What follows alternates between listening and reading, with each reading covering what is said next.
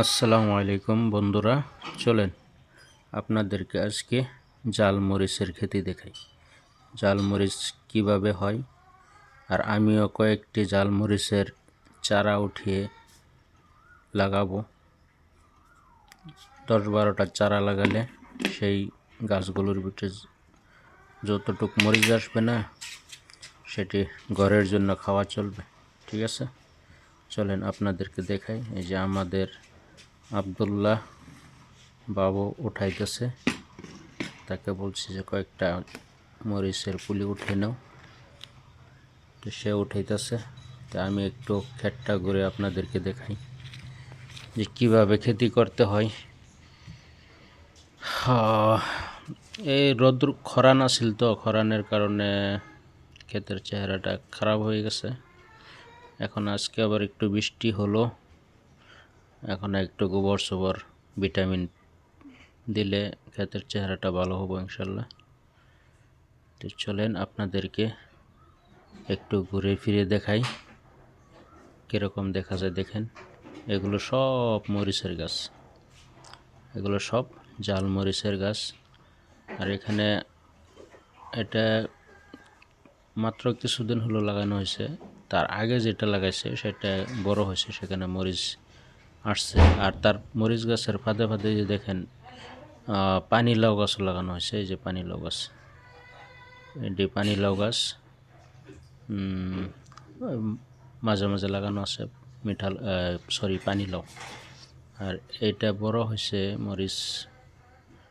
মরিচ ধরছে গাছে ইনশাল্লাহ। এই যে দেখেন, তার মানে কিছুদিন টানা রৌদ্র থাকার কারণে একটু অসুবিধা হয়ে আছে, গাছের চেহারা একটু খারাপ হয়েছে। তো এখন বৃষ্টি হলো, যত্ন করলে এই গাছগুলো নিড়িয়ে দিলে ভালো হয়ে যাবে ইনশাল্লাহ। তো দেখতে থাকেন, আগে আরও দেখাচ্ছি ইনশাল্লাহ আপনাদের সবাইকে। আগে চলেন আরও দেখায় আপনাদেরকে। এই যে এটা হলো অমিতা গাছ, পাবদা, যেটা আমরা অমিতা বলি। ঠিক আছে, খরানের কারণে পাতা ঝরে গেছে। আর এটা তো সারাটাই মরিচের খেতি।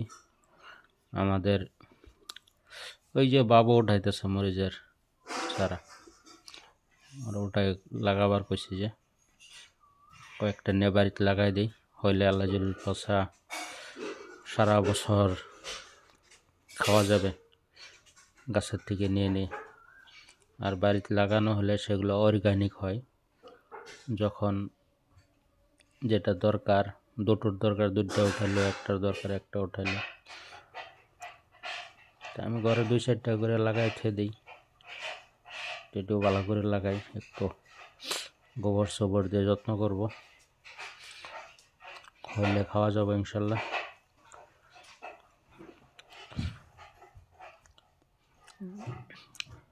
বাড়ির ভিতরে 2-4টা গাছ লাগানো থাকলে না, সেগুলো যত্ন পায় তো প্রচুর পরিমাণে সেগুলোর ভিতরে ফলন হয়, মরিচ হোক যেটাই হোক। প্রচুর পরিমাণে ফলন হয়, সেগুলো একদম তাজা তাজা ফ্রেশ উঠিয়ে যে কটার দরকার পড়ে নিয়ে সেগুলো খাওয়া যায়। তো চলেন আজকে আপনাদেরকে মরিচের খেতি দেখালাম। তারপরে আরও আছে অন্যান্য, এগুলো মাকাই খেতি, ভুট্টা, বিনের জাংলা, টমাটোর খেতি। তো দেখা হবে আরেক ভিডিওতে। ভালো থাকুন, সুস্থ থাকুন।